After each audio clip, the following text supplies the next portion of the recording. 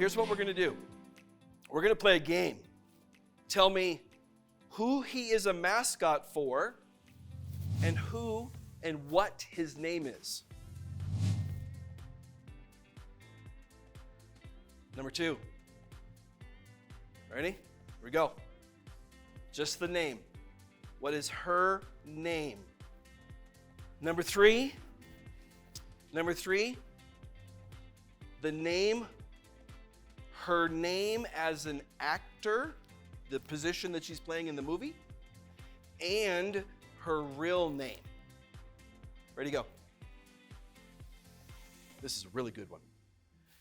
Okay, so the next section is the name of the show. I don't want to know who sung it. I don't want to know the name of the song. I want to know the name of the show that this song is from. Okay?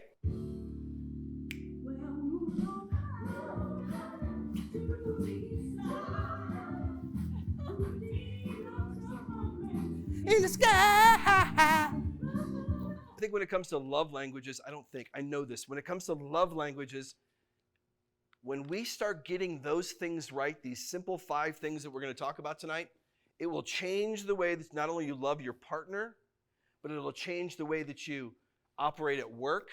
It'll change the way that you deal with your children. It'll change the way that you deal with friends. Why? Because it's almost like you have the secret password now. Those are the 5 love languages. Words of affirmation, acts of service, receiving gifts, quality time, physical touch. Who in here, show of hands, who is words of affirmation? We've got a couple of them, 3 of them, okay? Who is my acts of service? 1, 2, 3, okay? Okay, when I say that, these are maybe not your number 1, but maybe number 1 or number 2, okay? What about receiving gifts? We got 1? Okay. Quality time. Oh, there we go. There it went up pretty good. And then physical touch. Okay. I'm going to, what's it called? Spoiler alert. You ready? Spoiler alert. Physical touch is not just sex. Just saying. I want you all to understand that. We'll talk about that when we get there. Okay? Now, here's the challenge that I think this is why the love language works so well. Some of you in here have taken it before. Some of you have taken the quiz before. But it will change through time. If you notice, what's the only thing that's the same in that picture? Her. Different clothes, different seasons, different everything. And that's what happens with our love language. And I'm going to show you a few pictures to try to drive that home. But your love language will change. When we were first courting, that's the only word I could think of, dating, courting, whatever, whatever fits your vocabulary. But what we did when we were first courting was we had a combination, a Molotov cocktail, so to say, of all the love languages, and we didn't care. We just wanted to be around each other. It didn't matter. We just wanted to love each other, care for each other, do the dishes. It didn't matter. We just wanted to be around each other. We didn't even know what love languages was because we were so in love. Didn't matter. Well, then, all of a sudden, we got married, and things started changing a little bit. Not a lot, but a little bit. Because we're so happy, we're excited. This is exciting. Then all of a sudden, you have a honeymoon.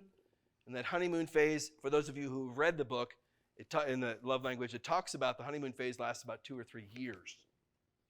And the number 1 position, the number 1 percentage of divorces happen when the honeymoon phase is over, within that 2 to 3 year period.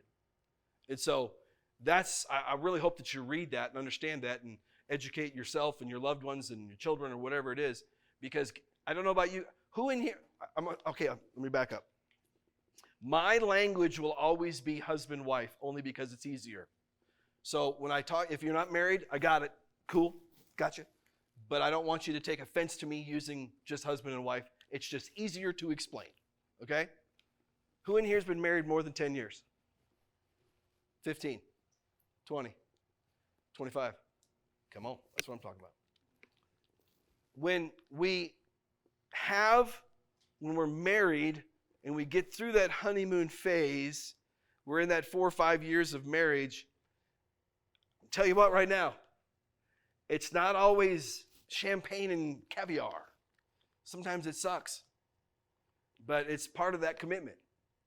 And when we understand love languages, then we have a tool to rely on when times get tough. I know that my wife likes to be loved this way, and I want to show her love, and I'm going to humble myself, and I'm going to do that. I'm not going to be the jerk that I have been for the past 3 days. I'm going to do this, and I'm going to try to really mean it. You have a tool to work with. I don't know about you guys, especially men. Man, I like having tools. I like having the ability to, you know what, I don't know what to do here. Oh, that's right. Got a tool to be able to work with. So once we work through that honeymoon phase, all of a sudden we start a family. And our love languages really start to change here. Because before it was all about quality time.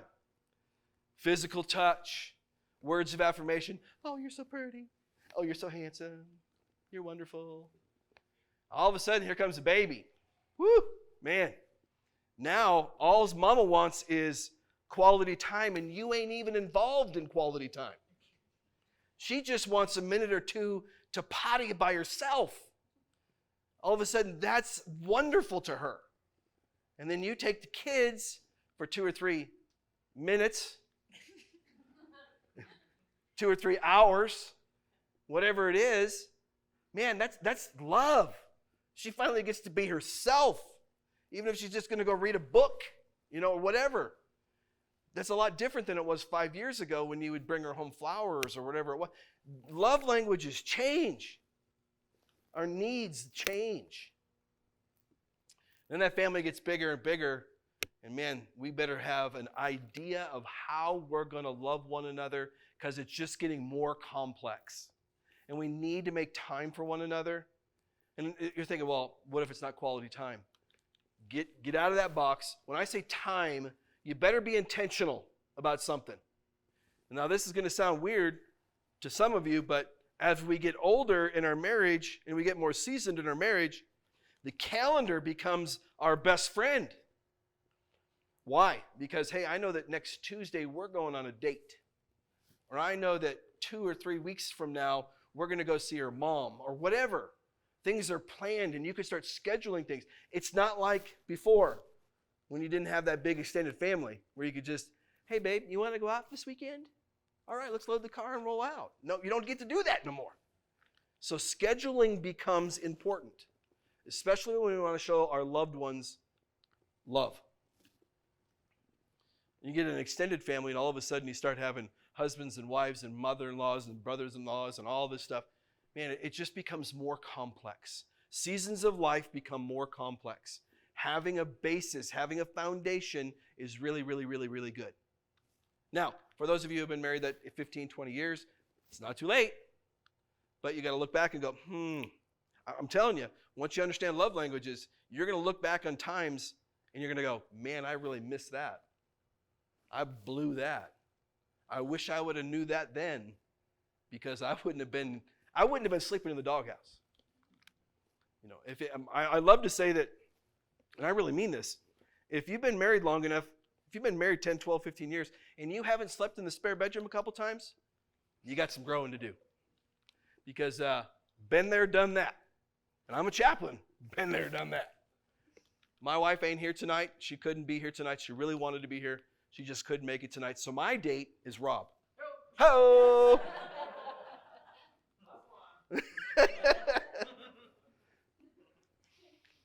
Other factors. Most of you, obviously, I'm in the Army, so we'll just say military, job, work. Those are factors that really challenge us when it comes to loving one another. We're gone for a year. I think at a deployment, we're supposed to be gone 9 months. Our Air Force buddies are gone for like 3 days or something. They're gone for 6, whatever it is. But gone for a year. On my last deployment, I was gone for a year. I was actually 1 year and 3 days. And I was very thankful that we had instilled love languages and understood them. I'm telling you, it sucks when you're halfway around the world and you get the whatever, click, and that sucks because there's 7,000 miles in between you. That's a tough argument. Your career, trust. My goodness. I think that even seasoned marriages struggle with this one from time to time. I would love to say that when you stood up there in front of the altar, I do, that trust was forever and it would never go away. But fact is, sometimes it does. Sometimes that challenge does. Trauma, when we have trauma in our lives, as we get older, we lose loved ones. We lose moms and dads, brothers and sisters, and things like that. That trauma starts rolling in. It's tough. We need to understand what our love languages are. School, grief, addiction. But we have to be intentional. I really can't tell you anything more than be intentional. I love the quote down there at the bottom. To live intentionally implies that it is not going to always be convenient, but it is what will take you to significance if you do not give up. I think we're in the business of giving up. In general, I think we're in the business of giving up. It's too easy to say, no, I don't want to do this. And I mean, I know we're in the business of that. Look at the number of divorces we have in this country. It's sad. Now, am I in favor of divorce? Yes, I understand it. You know, if the situation calls for it, calls for it. That sounds weird coming from a chaplain, but that's I believe, I get it. I'm not going to say, hey, well, y'all are beating the hell out of each other, so you need to be married. You know, maybe you need to move out. Maybe you need to go a different direction. I don't know.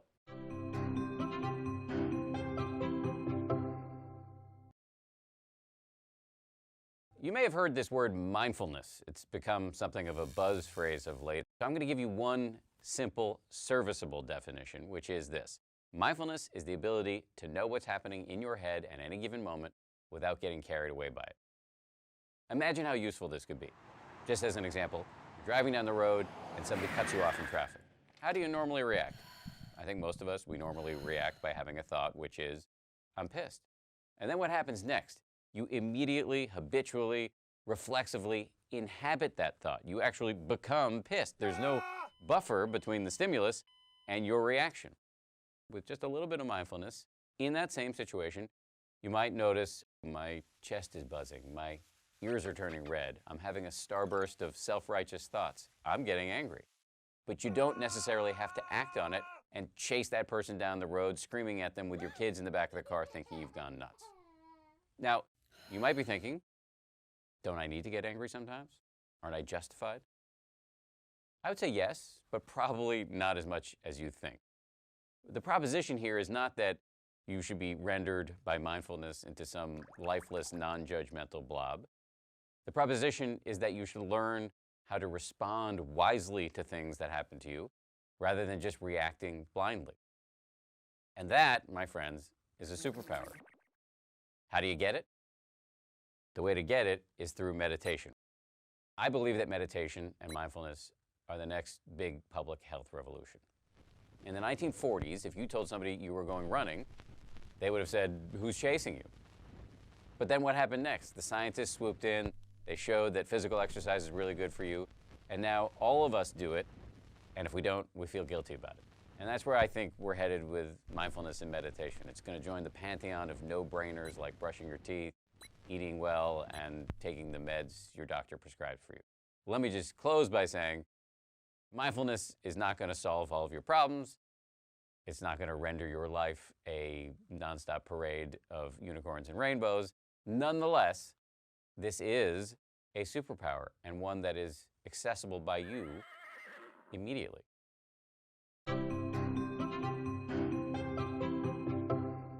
Has anybody ever made a decision they wish that they had a better decision? They wish they could have made a better decision. Every day. Every day.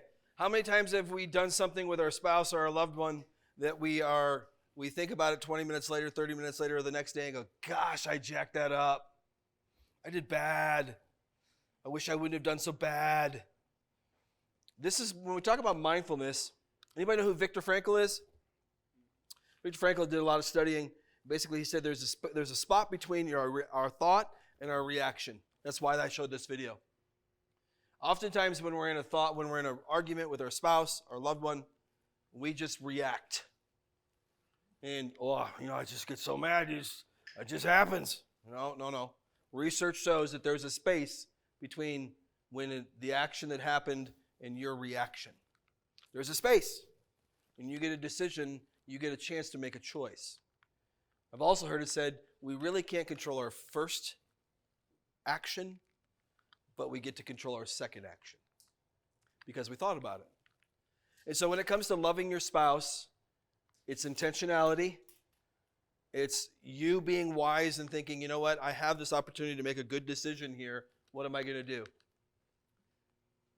So I hope that when you leave, you can understand that you have a decision to make, and that decision might be a split second, but it's still your choice.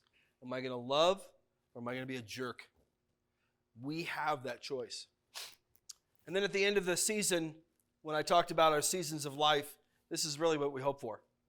I don't know if anybody know what movie that is? Come on now. It's one of my favorites. Up is a fantastic movie. But why do you cry the first 5 minutes of a Disney movie, you know? That's wrong. Talked about before. Who's my quality timers? Come on. Either it was 1 or 2. You probably placed pretty high. Let me see. I got 1, 2, 3, 4, 5. Okay. Well, when it comes to quality time, if your partner's primary love language is quality time, you need to not only set aside time for your partner, but also be intentional about how you spend that time. Now, quality time, if your loved one, I'm going to go back to one of my wife's top ones is quality time. That's why I love the calendar. That's why I love to have a discussion with her. Hey, maybe we could do this, maybe we could do that. Just me setting things up with her is part of quality time. Meaning, hey, you want to go to I think that maybe 2 weeks from now we should go camping with the kids. They're going up to Rye Patch, and I'm thinking that we could do this and we could do that. We could hook it up and we go up camping. Just that in itself, planning that, it's quality time because we're talking about that and she feels loved. We haven't even been camping yet. We have to remember that when it comes to quality time, it's about them. It's not about you. What do I mean by that? When our loved one is quality time, if we just try to fit them in, we've already lost. Because all we're doing is checking a block and hoping that we get by with it. Hey, I'm going to give you some quality time. You know what, babe, between workout and shower, I got about 5 minutes. You want to hang out? Ain't going to work. When it comes to quality time, we have to be intentional about it. Now think about that. If I got little ones at home, quality time might be 5 minutes. It might be 5 minutes because you call your mother-in-law over and she can only handle them for 5 minutes. And so you got 5 minutes to hang out and do quality time stuff. I don't know. But when it comes to quality time, we have to be careful if our loved one is quality time and being selfish. Let's go further with that. These are the do's. Make eye contact. What? Just making eye contact for those who feel loved by quality time, they already start feeling loved. Why? Because you've actually addressing them in their eyeballs. We often don't do that. Use active listening. I think it's the next one. Set limits on technology. Active listening is not, I can answer emails and text messages and social media on my phone and listen to you at the same time. I think we already know that, but let's think about this. One of my wives is quality time. We love, at the end of the day, we go to bed like everybody else. We lay down in bed and we sit there and we watch a show for like 30 minutes. We just veg. No computer, no phones, no nothing. Just, we'll get the show. I couldn't even tell you what show it is, but the reality is we're together and she feels that that's quality time. It's a win-win for me because I'm just like, oh yeah, it's great. I'm relaxing, but she loves it. And then I'll throw my hand over there and we're holding hands watching a show and it's like bonus bucks, buddy. I mean, it's good stuff. So we have to think these things through. Focus on quality, not quantity. Hey, babe, I gave you 30 minutes. I got to roll. I got stuff to do. Garage ain't going to clean itself. So it's more about quantity. No, excuse me. More about quality and not quantity. Make a plan. I told you about the calendar. If y'all don't have a calendar, Man, that's something you need to think about because it's going to help you. Develop a routine. This is good stuff, when it comes to we're in quality time. Maybe, the kids are at school or whatever. You guys know your schedules better than I know them by far. But if we make a routine that on every Wednesday night, we are going to go to Burger King and we're going to order our favorite meal, go into the drive-thru, and we're going to sit in the parking lot for 30 minutes while the babysitter's at the house watching the kids, and we could eat our burger and hang out. That could be quality time. Why? Because that's all you got. Or maybe your budget doesn't afford you to go to a nice meal all the time. Be creative. Be present and available. Say it again. Picnic in bed. Wow. My wife would divorce me. That's crazy. That's cool, though. I mean, that's a great idea. It works for some. Stay in the moment. Get creative. These are what to avoid if my loved one is quality time. Don't complain about the time you spend together. Wrong idea. Wrong idea. I know this can be edited, and my wife won't hear this. But my wife had a really rough week. And this morning, Saturday mornings, we love coffee. It's our quality time. Just hanging out, in our PJs, don't have to do nothing. Well, she had a really rough week. And for 90 minutes, she blew her whole week. And she's a therapist. And so she let it all go. She just had a very stressful week. Man, it was a tough 90 minutes. Because I was like, I had no idea what she was saying. This is, but the thing is what did I do? What's the one thing that I can do in that moment to let her know that I love her? Listen, and what was the other one? Listen and watching her eye contact. Hers is quality time. I know that. If I roll my eyes, I'd probably be divorced. You know what I'm saying? So we just got to be watching what we do. Ideas. Here's some ideas for it. Plan a romantic weekend.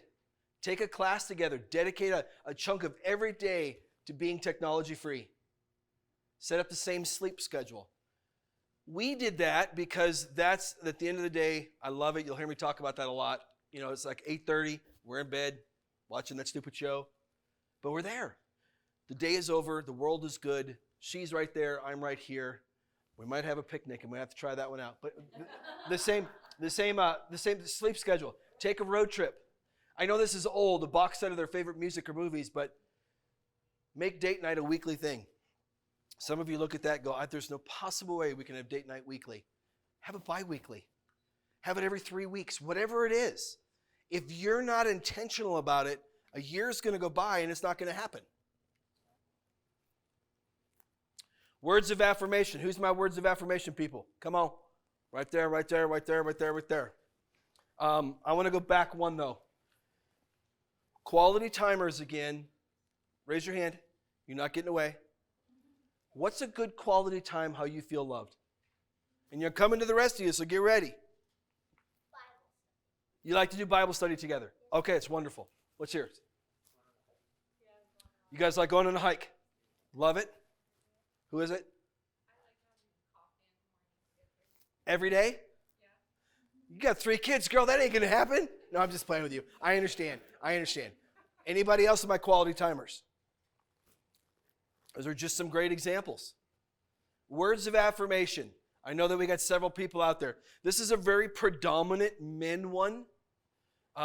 We love to have everybody think that we have these really big egos, but the reality is we have really small, really fragile egos, and we love to be told we do great things all the time. And so men, and when they're honest with their quiz, large percentage of them, like 70% of men, words of affirmation is big because we like to be told what we're doing well. Those whose primary love language is words of affirmation are often sensitive and aware of their surroundings. They are the encouragers who know just what to say to make others feel better, and they're hoping you can do the same for them. Does anybody know an encourager? I want you to really think about that. You maybe didn't even know it, but they're sneaking those encouragements in there periodically. Like, hey, that was a really good job. You did good. Hey, are you always that? Did you guys always dress that nice? You know, they're just little things that we don't even recognize. And there's probably somebody in your family, extended family, that is that way. And 90% of the time, they're baiting you so that you'll do the same for them. This is one of those interesting ones where they love to encourage people, hoping that they get encouraged back. But oftentimes, when we get that word of affirmation from somebody else, you know, somebody comes in, hey, Sean, you're looking good, dude. That's a really good-looking shirt on you. We don't know what to say. We're like, oh, thanks. Yeah, right on, you know. You know, we don't know what to say. But the thing is when we come to understand and realize that that's happening on a regular basis and that person is doing it to several different people, all of a sudden we recognize, oh, wow, that dude's words of affirmation or that gal's words of affirmation. When we start to recognize those things, our communication with people and our connection with people and our relationships with people will grow. I'm not saying that, this is labeled love languages. And I will say this, when we start to understand these, I say this in a positive way, we can manipulate a lot of situations. And I know that manipulate has a very negative connotation.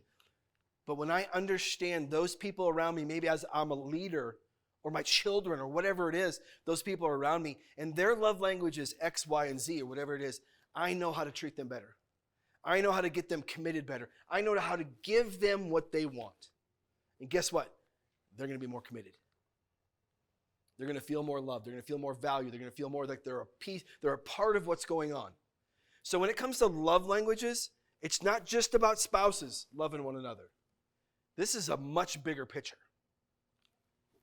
You have a question? Go ahead. No, hey. I don't know if we Hey. I don't know if we talked about. It's on. Okay. I don't know if we talked about the love tank. Yep. Because, like you said, it's not just spouses. Your children have a love tank, and your friends and your circles. Everybody has a love tank, and it's not manipulating. You're just putting gas in their tank. Yep.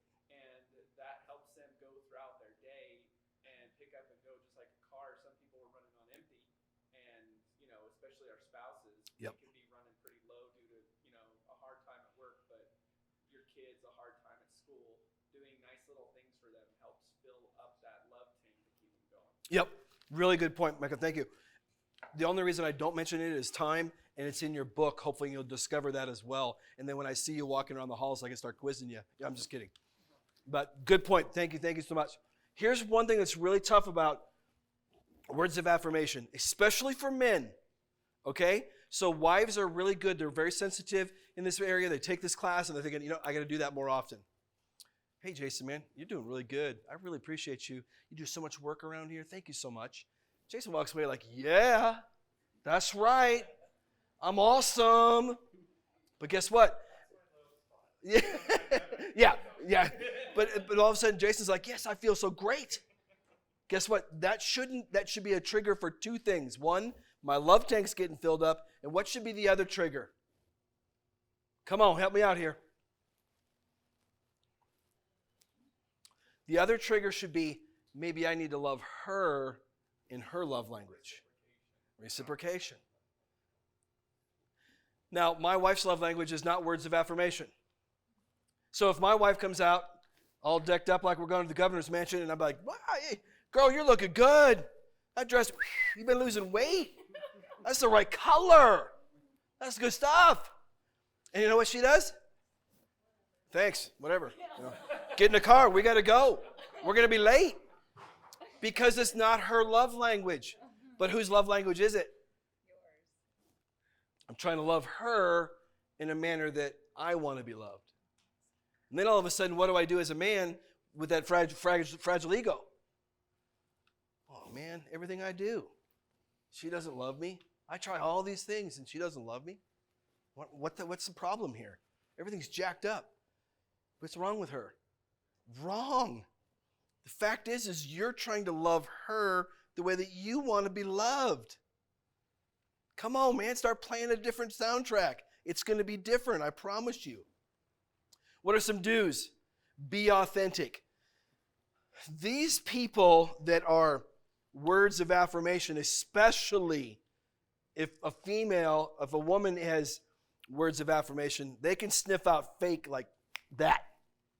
So we got to be careful. It's not just all of a sudden, if your loved one's is words of affirmation and you decide tomorrow that you're going to tell them 400 times how good they look and how good the meal was and how good this was, they're going to sniff you out, man. It's over. Get a train ticket and leave because it's not going to be good. They need to be authentic. Be empathetic. Be real. Show your appreciation. It all goes back to being authentic. Say I love you a lot. A lot. We love those who want to feel, those who are words of affirmation love to be told, I love you. But here's something that happened to me years ago. Remember, my wife's love language is not words of affirmation. Mine is. So I said, hey, babe, we'd only been married a couple, 3 years. I said, man, babe, I love you. And she said, why? Why do you love me? I darn near passed out. I didn't know what to say, because I was just trying to get something coming back my way. We got to be careful with these things. We got to be real, Say, I love you. How to avoid. There's a lot of avoids here. Go ahead, please. I am a words of affirmation person, and I will say I think we're at a particular disadvantage because that is a common denominator for everything. We communicate in some capacity with words every day, all day long with everyone. So I think those with that particular one really are hit harder than the others. I know for us, sometimes when we've had conflict, knowing his love languages, I would say to him, this is the equivalent of me never buying you a gift. Ooh. This is me, what's your quality, your acts of service and gifting, or acts of service. I'm not going to scrub the toilets and do the dishes. Like, I don't know how to but we all communicate with words, and words, the power of stringing them together. Come on. And you never forget, like, they can cut so deep that this is a beautiful one. It's also a bittersweet one because of the impact that it is. Yeah, and I think that you're really good. Don't try to manipulate them with words or hit below the belt. And I think that when we understand, to your point, when we understand that our loved ones is words of affirmation, somehow we feel that we can get back at them or we can win an argument by using not bad, like cuss words, but like hurtful words. Yeah. Using hurtful words. Oh yeah, you just did that. I really didn't mean that about your dress, blah, blah, blah. And man, that's not a good thing. That hurts. That hurts at a level in your heart. And so we got to be really careful of those words. Really good point. Don't assume there is a perfect quote for every one of life's situations. Don't try to take shortcuts in expressing love to them. They can tell when you are faking it. Don't be mean or hurtful with your words. They take them to heart. Don't make fun of them or tease them too intensely. They are sensitive. Words mean something. Don't be overly critical or condescending. They interpret this as being dumb or stupid. Don't withhold kind words as a punishment. It's a big one. I'm not telling her she did something good because I'm mad at her. Wrong. Babe, I love you so much. And you did a wonderful job at supper, but I'm still angry. That's all right. Communicate, but don't use it as a weapon. Anybody else want to add to? Okay, so my words of affirmation. Hands up. Start over here. How do you feel loved when it comes to words of affirmation, Gil? Just being told like that I matter, pretty much. Ooh, that you're valued. Love it. Yeah. Zach, I say the same thing. you'd like to know that what you did counts. Yeah. Good. Where's my hands? I saw some over here. Go ahead. The same thing, like being valued or appreciated, or like some stuff you just do on the daily Big or basis. small, Yeah. I want to be appreciated. Sometimes especially the small. Yep. Little things sometimes have more weight than the big things that you do because they are less evident. Not to the person doing them, but to the other people around. So when you don't get those words, it almost seems like an avalanche compared to. My tank is going empty. Yep. Didn't you have one too? What was yours? Expression of pride in somebody else. Okay. Doing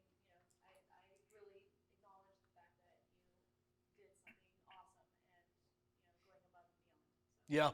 Yeah. Good point. I had some hands over here. Go ahead. What is it? What do you got, Hal? Well, like career, I was pursuing this one career, and my wife was very supportive when there were some things that kind of got a little challenging, and I eventually, got into that career. But she's always very supportive of whatever I'm doing, and especially now because third week on the job, and Yep. she was very supportive and helped me to make some connections and things so I could be, part of that organization. Yeah. I think it's very interesting. You bring up something that I think is important too. Sometimes those who are words of affirmation as my love language, you use the word support.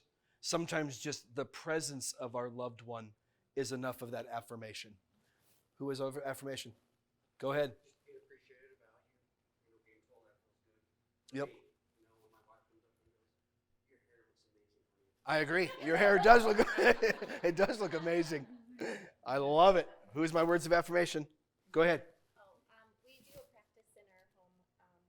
We have affirmation cards. Mm. And so it's a daily affirmation that you remember mindfully throughout the day, and it's teaching our children and ourselves self-love. Love it. So we can affirm ourselves as well. Love it. Not everybody is good at giving words of affirmation. Nope. Maybe they didn't get that in their home growing up. Yep.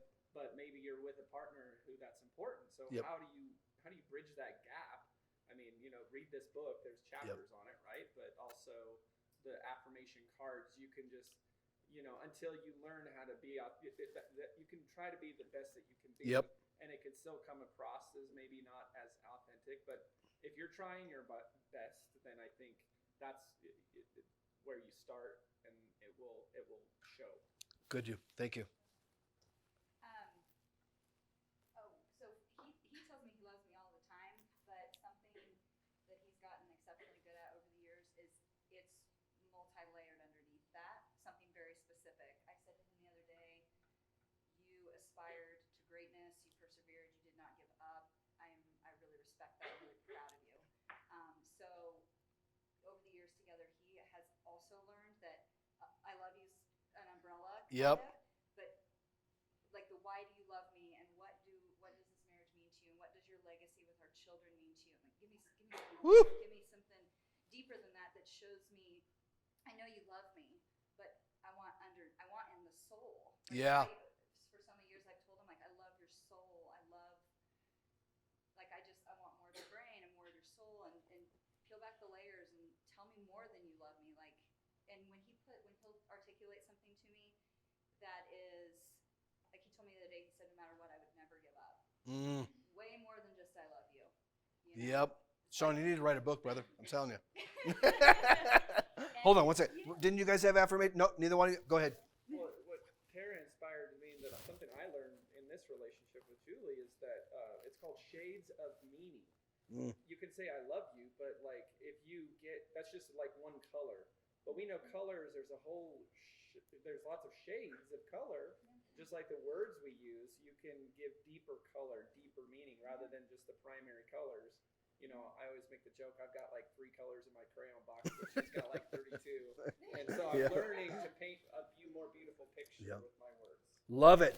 Go ahead, please.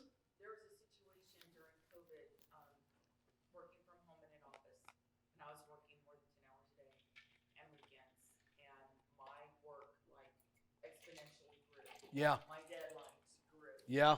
Time of the day, not there. And one morning I walked in and I literally had an anxiety attack and just started crying. Like, I can't do this, I can't do this. And he would call me. Mm. How you doing? You okay? Take a break. Go watch a movie.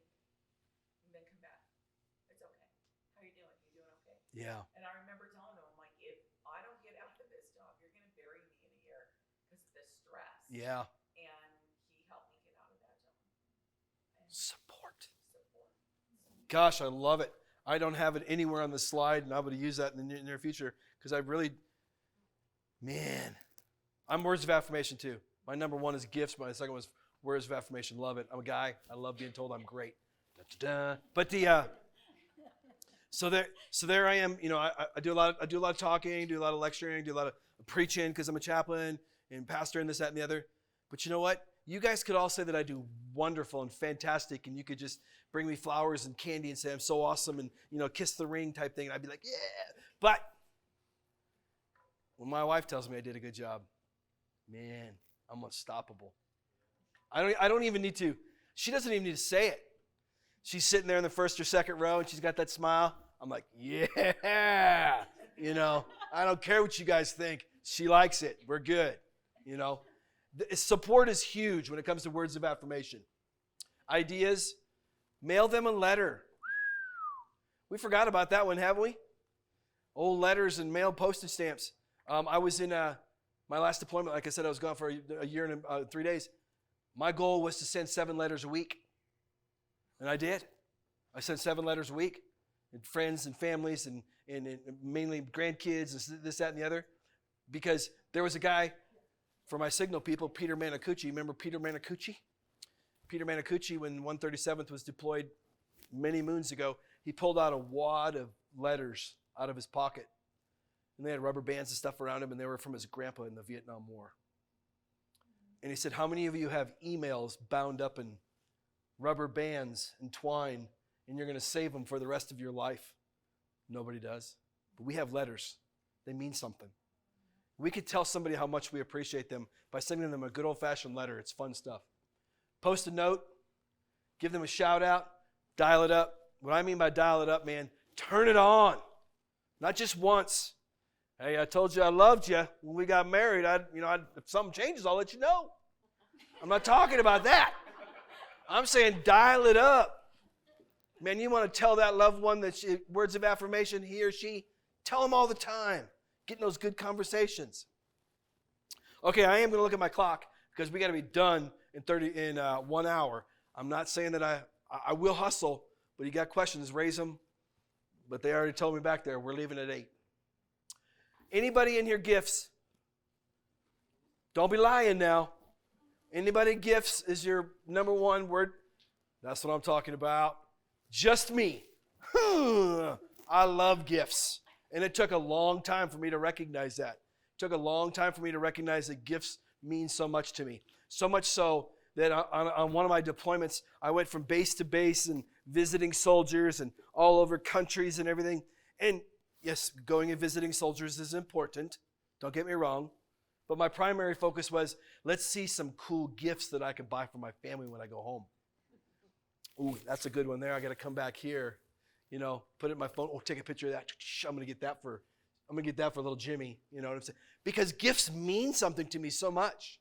And then COVID happens, and I couldn't get any of those presents. I was heartbroken because they wouldn't let me fly anywhere. Presents mean something to me. Little things. My wife understands that. My wife will go, I'm not trying to be stereotypical here, ladies. Please. Women like to shop. Just, for the most part. Mama likes to shop. Well, she'll buy me a t-shirt or she'll buy me a shirt and she'll bring it home, what do you think? Oh, I like it. And she'll say, I think it's going to look really good on you. Double dip right there, right? You see what I'm saying? Gifts and words of affirmation. And I'm like, wow, this is amazing. I have an amazing wife.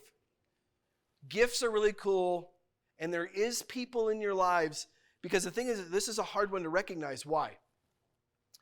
Because what do we do at birthdays? We give people what do we do at Christmas? We give people gifts all the time. But there's people out there that put a lot of value on gifts. None of you, does anybody have a number 2 for a gift in here? There we go. At least there's one of us out there. Join the club. It's awesome. But little gifts are important. I'm not going to capitalize on this one, but I'm going to tell you this. Who has kids out there? I know you got adult kids over there and everything, but let's say kids 16 and younger. Okay. Theirs is going to be gifts and quality time, period. That's how it works when you're kids. So I know that my middle boy, Brendan, his is gifts as well. He still has a cheesy rhinoceros little thing that I gave him when he was like 7 because it means something to him. When I was fresh out of, I was probably 24 or 5 years old. I took a class at the community college because I wanted to learn how to weld. And so what I welded was each one of their names on a plaque. It's really cool. Every one of those kids still has that plaque. It means something to them. So I'm not saying run to the store and buy gifts for everybody, but let's put a little thought into what those gifts are. And if you know somebody, your kids or anybody or family friend that their love language is gifts, don't just wrap it in the newspaper and give it to them. Wrapping means something. That means that you put time into this, that you want to give it to them. If somebody's love language is gifts, you've got to think that through. Nobody has to do's. I'm going to go through them quick. Give them stuff. Yep, give them stuff. Things to know. To some, it can seem greedy. Or as the recipient is fixated on things versus love itself. We often speak the love language to our partners that we ourselves want to receive. I love buying my wife stuff, but that's not her love language.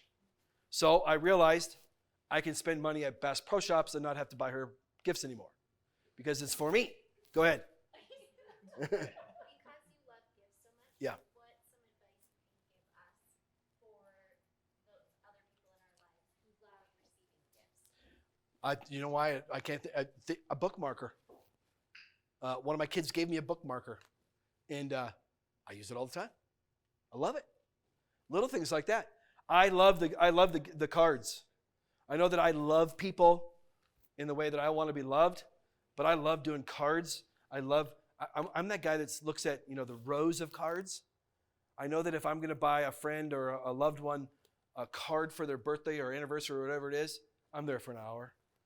I know it because I got to read each one. Nope, don't like that one. Ooh, that's pretty good. I'm going to put that up there. And I rather than just going with the one that's pretty good, I got to go all the way down the round. Oh, it's the wrong color. Oh, I don't like the envelope. I'm going to put a lot of time into that. The words that are said in there, rather than just Todd. On the card, it's I really appreciate who you are. Glad it's your birthday. What a privilege it is to know you. Little things like that. And then all of a sudden I'm like, wow, I got stacks of cards, of what my loved ones have given me over the years. So hope that helps. Little things probably mean more than anything else. Now, if y'all want to buy me a new bass boat, I love you. That's the big thing. No, little things mean more than anything. Ideas. There's some ideas. Buy them a shirt. Told you about that. I think this is an interesting one here. Sign them up for a class they've been wanting to take. Oftentimes, those who are gifts is their form of receiving love. They're going to save money. Let's say they're fiscally responsible, they're financially responsible, and their child needs cheerleading equipment or whatever. But I've been saving this. I have $180 in this account, and I've been saving because I want to go to the community college and I want to take that welding class. I'm going to drop that $180 like that because I think that I'm giving somebody a gift.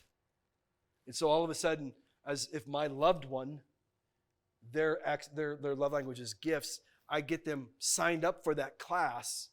That means a lot because all of a sudden you were thinking about me, you gave me a gift, you knew that I gave out that money that I was saving for something else. That's a huge one. So I hope that helps. Acts of service. Come on, there's 1, 2, 3, 4, 5, 6, 7. Okay, acts of service. This is a big one. This is one, well, I don't want to teach you ahead. Here we go. When you give acts of service, you give up your time. This nonverbal form of love can be time-consuming and exhausting, but it's what your partner needs. Then it's worth the effort. This is a tough one. Pay attention to the small things. I know it's an age-old metaphor or whatever, like he never cleans up his underwear, his socks are over here or whatever. They see that as small stuff. This is what we're talking about, these acts of service. It doesn't have to be great, big, giant things. Consider the things your partner doesn't enjoy doing. My wife does not like picking up the dog poop at all. So I'm going to do it. Hers is an acts of service, but I mean, that's what I'm going to do. I'm going to make sure I take care of that one right there.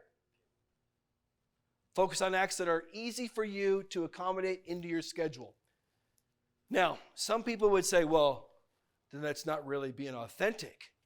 Well, it is. Because acts of service, if your loved one is acts of service, you have to schedule those things to be the most effective. Keyword, most effective. You can be effective with little things, quick here from the hip on a reaction, but if you want to be most effective, you got to schedule those things in. Maybe you don't have to schedule them with him or her, but you got to schedule them into yours. You know, here's a fine example. If you both work 9 to 5 jobs, one day you have 2-hour early out, whatever it is at your work, and you come home and you get the house picked up and you make dinner, because generally you don't do that, or maybe you share that responsibility when you get home, but today you decide you're going to do that for 2 hours. You're going to get home, you're going to clean, you're going to do this, you're going to do that, you're going to do that. Hold on a second. You're not doing that stuff hoping for the reward at the end. Yeah, going to get lucky or whatever it is. You're doing that with nothing other than hoping and dreaming that she comes in or he comes in and goes, wow, that's awesome. That's it. Victory, you are the winner. That's all you're looking for. That's what I'm talking about when I talk about scheduling something. Utilize your strengths. Don't try to do something you're not good at. Hey, babe, I tried to make you a cake. It don't look that good, though. You know, you can't bake worth the beans. You know, do something that's to your strength. You know, baby, your car was really dirty. And so, you know, I had the spare key, and I came over to your work, and I vacuumed it out. Whatever. You're good at it. And she's like, oh, this is awesome. Things to keep in mind. Routine maintenance. This is something that this is what I wanted to hit on. Routine maintenance is very, very important when it comes to acts of service. Let me talk about that. So you come home from work early, and you do the dishes, or excuse me, you do the laundry. You know, you're home 2 hours, you get to 2 loads, and you get them dried, and you get them folded, and you get them put in their rooms, this, that, and the other. And man, she or he is just like, woo, that's amazing. I love you. Thank you so much. But now you're going to do that every day or every 2 weeks for the rest of your lives. And that's the only thing that you're going to do for acts of service. That gets pretty old in about 6 months. He or she says, you know, what's up? My tank is empty. What are you talking about? I've done the laundry every Tuesday for the last 6 months. This needs routine maintenance, because especially for men, if we get into a routine of doing something and we think that there was a reward once, there should always be a reward. That's how it works. I fold clothes, I put them away, I win. I fold clothes, I put them away, I win. It's got to change. So that big C word comes into here. This is communication. Hey, babe, I've been doing laundry for the last 16 years. Are you still happy? If she says yes, you're good. You know, you need to check and make sure she's alive. But if she says no, you need to not get defensive, because you're doing the routine maintenance.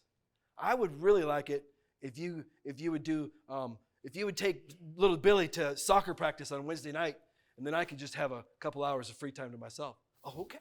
I'll do that. So acts of service needs to be revisited constantly. Don't get into a routine that kills you. Selfishness, there's a big one. You know, hey, I come home, I do the laundry, she's really happy, I get lucky. Woo! I'm only doing it because I'm getting lucky.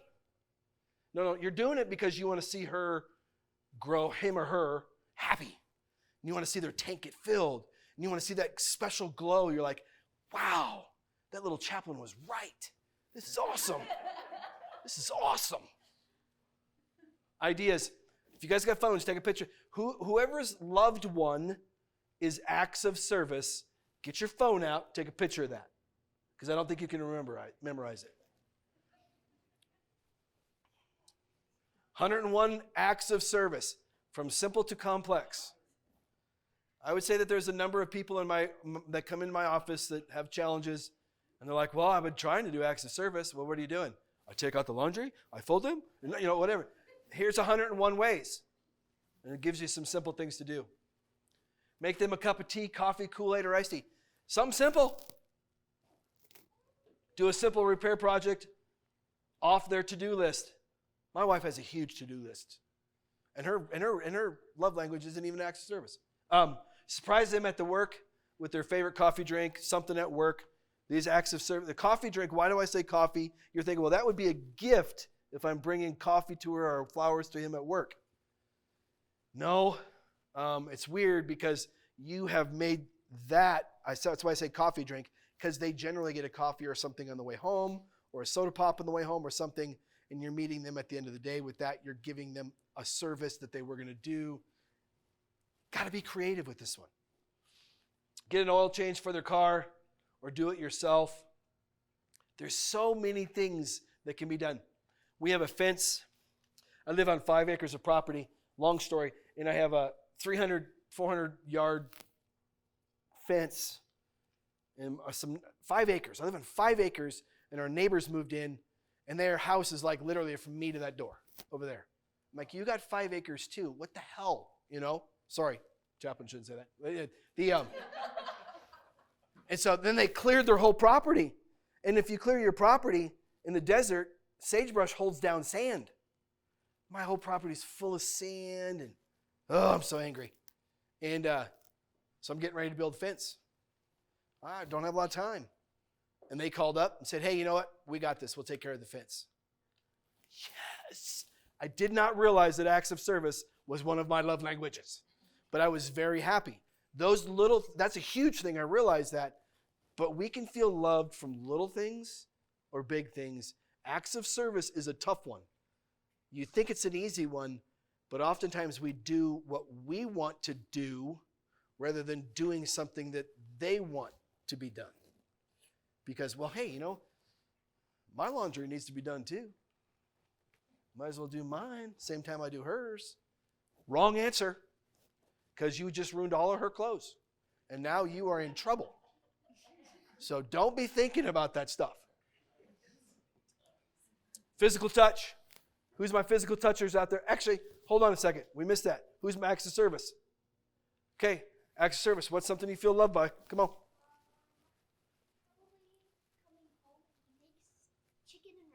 Chicken and rice. Zach, you make a good chicken and rice? I do. We're all coming over. What day? No, I'm just kidding. Awesome. Awesome. Who else is over here? Acts of service. Watering the grass. Really? Yeah. Just a simple thing. Yeah. I love it. Go ahead.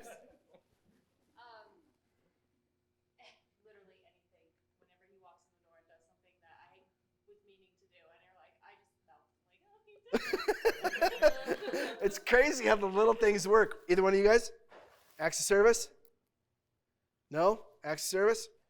Acts of service. And the thing is, this is one that gets me all the time because I think to myself, why are we so busy in our head and in our lives that we can't take a deep breath to do something for the one that we love the most? It just kills me. I don't know why. That's my personal thoughts. I'm not trying to stir up anything with anybody else. But sometimes I'll take that too far. I'll do a whole bunch of stuff. Like next week, I travel all week. And in my house, I get up at 4. I make our lunches every day. It's just, I've always made our lunches. If I don't have my lunch pail with me going somewhere, I feel lost, And so and then growing up, we had 3 little kids, and I always made their lunches. So making lunches has become a routine for me. So I make lunches for us, and I wake her up at this time with coffee, and I do this, I'm not trying to say, give me pats on the back. That's just my routine. Well, I'm gone next week, and she's going to do it all herself. I've done it so much. This is wrong. I know that. I'm acknowledging that. I've done it so much that I think, well, maybe she can't do it. And guess what that gets me? In trouble. Because now I'm just saying, well, you're not capable of doing it. So we got to be really careful with acts of service. It's a touchy one. Men, women, don't not try. Try something. Somebody told me yesterday, FAIL stands for something. FAIL stands for first. Hold on. First. What was it, Rob? First attempt in learning. First attempt in learning. And I thought to myself, man, we all fail, but do we learn from it? That's why this one needs to be revisited a lot. Talk about it. Make sure that you're doing the right thing. Physical touch. One more time. 1, 2, 3. Bunches of you. Woo, woo. Okay. We like physical touch. There's some things in here that may surprise you, and here we go. Sex is important aspect of a romantic relationship, but physical touch as a love language is not all about sex. A hug, a shoulder squeeze, a handhold, even a pat on the back can be an expression of love that is just as meaningful to your partner. So let me go through some ideas here. Things to consider. Physical touching your partner is one of the best ways to build a bridge and increase feelings of connectedness. Years ago, I took a friend of mine. Anybody know the Arenzis, Massimo and Luciana Lorenzi? Okay. This is years ago. And their son couldn't have been but 4 years old, maybe. We went fishing. And he came out to my house and we drove out to the pond. And I'm a stranger to him because I never met the little kid, you know. And so, but I'm old and I got gray hair, so I got a little bit of an advantage. And so he didn't want nothing to do with me for the first hour or so. And we're fishing. And then I've been fishing long enough, and I have little kids. I had little kids. And so I had a big bag of just rubber worms because we were using all fake lures. So just a big bag of rubber worms. And I kind of made sure that he saw it. And oh, man, you know, that was exciting. And so then he's over there playing with the rubber worms and having a good time. And we're getting ready to leave. And so we put them all back in there, you know, and I put my backpack on. I got my thing. And we're walking down the road, headed out. It's about a half-mile walk. And he comes up right beside me, grabs my hand, you know, and he holds my hand, and off we go walking. What's his love language? It took him a minute, but he got there. You know what I'm saying? His was connection, that human connection. I'm not saying just that. I think most of our children, that connectedness is really, really important. But he was vulnerable enough to allow me to be loved by him and him love me. So I thought that was really cool. I think that when it comes to physical touch, it's very, very important. You can express love without having to speak, without having to do the dishes or go out and buy a gift. This is a pretty cool one, especially ladies, especially men. If your ladies' love language is physical touch, you don't have to spend money and you don't have to do the dishes. I think that's pretty cool. But you got to do this right, okay? It's not all about, hey, if I physical touch, maybe that'll lead to a massage, and then a massage will lead to 18 years of a kid, you know, whatever. Okay? So, it's not all about the sex, man. Sometimes the simple act of love are the most impactful, especially when it comes to physical touch. Just that little story about the kid. I think there's a lot of us that remember that time or that situation when somebody was there holding your hand or giving you a hug or whatever. They're very important. Things to keep in mind. Communicate. This is it's statistic, it's research, it's all that. Oftentimes, if we've had sexual abuse in our past, we don't even tell our spouse. It's there. It just lives inside of us, and we hold that secret maybe between us and a therapist. Hopefully, if that's what you're seeing. But this is what I'm talking about when we talk about communicate. Okay, so if you've had issues in your relationship with physical touch, and you just don't understand why you did everything you can to, you know, do this or do that with your spouse, and they're just not reacting well, and there's something wrong there, you got to communicate. And if yours is physical touch, and you're not getting any because maybe they went through that situation, this needs to be talked about. And if it's something that you're holding back and it lives inside of you, man, I get it. I really, really, really do. But we have to find a way to let that go, to let it out so that your relationship can grow. That's what I mean by communication. ideas. Sitting side by side.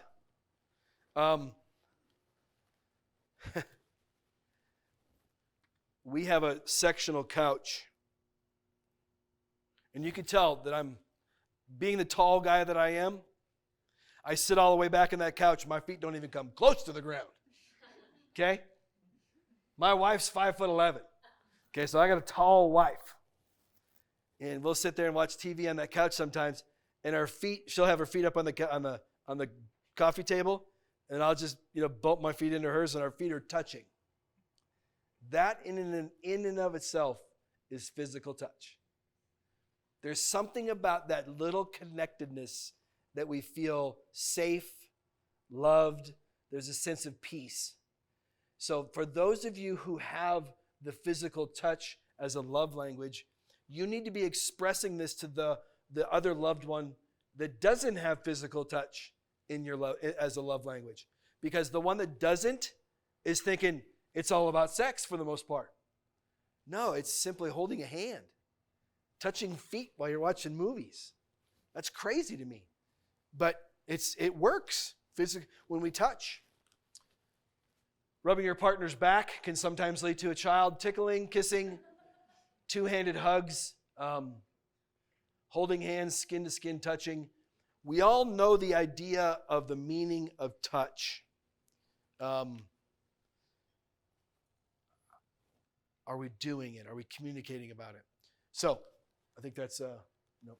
Okay, who's my touchers? That sounds weird. Zach, so physical touch. How do you feel most loved when it comes to physical touch? I think it's just like the small things, like in passing, like she might even just like bump me on purpose. Right? Like just small things, like the Yeah. small things. Like that. Yeah, good. I saw a couple hands over here. Go ahead. You both are. Yes. Come on. I love it. You agree, Jay? Back massages. Okay. So you like kids is what you're telling me. No, I'm just kidding. I'm just kidding. Physical touch? Okay, what is it? Cuddling? Yep. And it doesn't necessarily have to be just in bed, I'm guessing. Anywhere. Physical touchers? Go ahead. Holding hands when we're like going places like the movies and things like that. Yeah, huge. Physical touchers? Go ahead. One idea is I noticed that it talks about all positives, but what happens when you're like maybe in a heated moment or a conflict moment with your spouse? That can actually be a good time to connect, because that way you don't fly off the handle away from each other. You're connecting while you're doing it. You're staying grounded, and so I think holding hands while you're having serious conversation, or their hand on their knee, lets them know, hey, I'm just communicating, but I'm here with you. Or there's some exercises. Yeah. Holding hands and like looking into each other's eyes, or if there is conflict, holding each other's hands and then communicating face to face rather than the side by side, and like really having to see your partner's emotions and what they're saying, and there's that double connection. Yes. I agree with you 100%. But that's, in my opinion, can be a very dangerous line, because you guys are well grounded in your relationship. For those that are not well grounded in their relationship, let's let that be like the intermediate thing, because that's a tough one. Yeah, you have to work up to that one, because touch can also be I'm in control. And if you're in a battle or if you're having an argument, let's just say, and you do the touch, that also symbolizes I'm in control. And so I'm glad that you guys are there, but I would say, hey, let that be the step 4, 5, or 6 for those that hear that. Good stuff, though. Like being playful. Yep. Like we were outside and I was like, jump on my back. I want you to see this right. Like I'm just I love like it. more like physical. Like, Yeah. I try wrestling and it does not work. But just like I'll just like run and jump on him. So like it's just Yep. just playful. I love it. Playfulness. I need to put that one up there. That's a good one. Thank you. What else? In physical touchers? Yep. This is a huge one for me, and it actually makes me laugh when I think back when we were first together, because he would get home, and the moment he was in the door, I would be just mauling him. Whoa. And it was as natural to me as like hugging him, kissing him, whatever it was. And Sounds it like, what's going on? it was as natural to me as Yeah. anything. And he would say, I'm not even in the door, my boots aren't even off. Did you get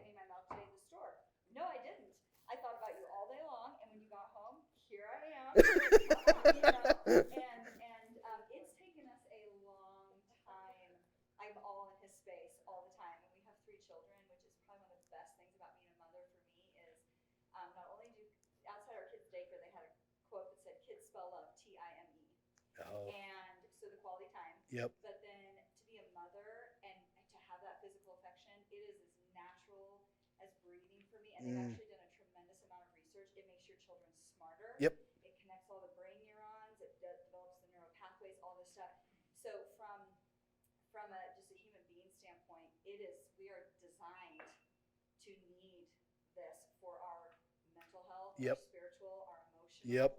everything. And his physical presence in my life, the day that is not there anymore, that void will be so acute and so deafening, I will be able to cut it with a knife. The physical separation of not having him, I dread the day. So. Thank you for sharing. Yeah. It's awesome. Yeah. What about y'all? Physical touch? Either one of you? No? You don't touch each other? I'm just kidding. I had to say it. I had to say it. Okay, so I want to create some scenarios. I want you guys to decide what their love language is. My daughter, or in high school, for the kids, if you got straight A's, you got a $100 bill. And if you got less than straight A's but above B's, you got a day to do whatever you wanted to do. And we lived in Vegas, and so what's that place the Circus has where you can go on the rides and stuff? You know, it's the Dome. Well, we worked at the Monte Carlo at the time, and we got free tickets. So that was what we really tried to push, because we didn't have a lot of money, and so that's what we tried to push. Well, Erica, our daughter, our oldest girl, she came home and she got like a 3.5. So we're like, okay, what do you want to do? You know, you get to do anything you want. And Mom and I were ready to take a day off of work. And she says, I just want to go fishing with you, Dad. What's her love language? Bingo, quality time.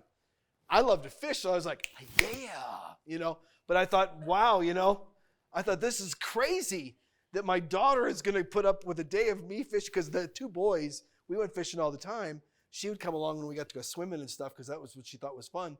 But she just wanted me alone for a day. Wow, that's crazy. I already told you the story about the little boy. What do you think his was? I personally think it was touch and gifts, because that bag of worms, I'm telling you, his eyes were that big around. Wow, this is cool. And I did tell you, I did give him the bag because they were just old ones, so I gave it to him. I got one more scenario. A woman, she is at home. Let's say that she works from home. Her husband works outside the home. The husband comes home and tells her, hey, I made us plans for a dinner this coming Friday night. I called Nana, and Nana's going to watch the kids, and then afterwards we're going to go to a movie. And she is just like, yes. Her love tank is just absolutely filled. What is her love language? Whoa, what do you got going on? Talk about connectedness, you know. What's her love language? Acts of service? Okay, maybe. What else? Maybe.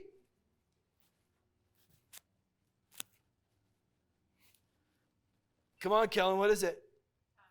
Quality time, is that what you're saying? It could be gifts too, huh? Maybe. Gifts, because we're going to the movies, we're going to dinner. Yeah. They're going to dinner, babysitting. They're going to go to the movies afterwards. It's a combo. It's a gift. It's quality time. Bingo. It's a combo. It's a combo. Yep.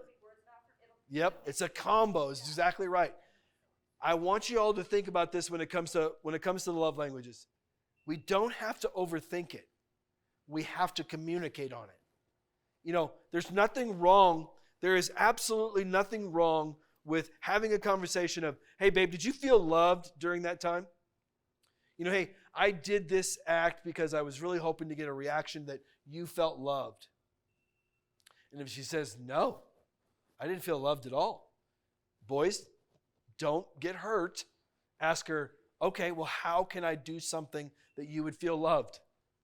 Well, I wish that you would do X, Y, and Z. Got it. I'm going to do X, Y, and Z, and I'll figure it out. When it comes to love languages, we just got to think them through. We've got to be simple, got to think things through. Remember that whole thing about we may not be able to control our first thought, but we can control our second thought. The goal, right there, endless commitment. Now, that concludes everything that I'm going to say. We're well ahead of schedule. My question is, what are your questions?